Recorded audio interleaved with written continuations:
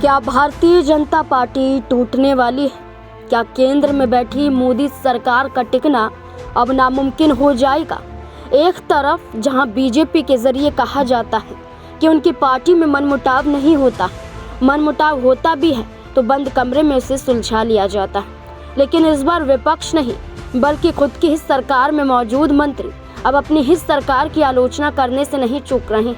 इसमें एक बड़ा नेता खुलकर सामने आया है जो अपनी ही सरकार के दावों की पोल खोल रहा है, जिनका नाम नितिन गडकरी है। आपको बता दें कि केंद्रीय मंत्री और बीजेपी के पूर्व अध्यक्ष नितिन गडकरी ने गरीबी को लेकर जो बयान दिया है, इसकी वजह से मोदी सरकार के दावों पर सवाल खड़े हो रहे हैं। केंद्रीय सड़क परिवहन मंत्री नितिन गडकरी ने कहा कि देश में गरीबी बढ़ रही है और कुछ अमीर लोगों के पास ही सारा पैसा पहुंच रहा है। नितिन गडकरी ने कहा कि बढ़ती गरीबी के चलते पैसे के विकेंद्रीकरण की आवश्यकता है ताकि आर्थिक विकास हो सके, ताकि ग्रामीण का कल्याण हो सके। आखिरकार नितिन गडकरी ने ऐसा क्यों कहा कि देश में गरीबी बढ़ रही है और कुछ अमीर लोगों के पास सारा पैसा पहुंच रहा है? क्या उनकी ही सरकार द्वारा कुछ कारोबारियों को पनाह दी जा रही है? क्या श्रेय दिया जा रहा है? क्या अडानी अंबानी को और ज्यादा अमीर बनाने के लिए सरकार का योगदान है? क्या आम जनता को त्रस्त छोड़कर इन कारोबारियों की जेब भरी जा रही है ताकि सत्ता में सरकार बनी रहे? जहां एक तरफ नितिन गडकरी ने गरीबी का मुद्दा उठाया तो वहीं कांग्रेस पार्टी की भी जमकर तारीफ की। आपको बता दें कि नितिन गडकरी ने यह बयान नागपुर में कार्यक्रम के दौरान दिया था।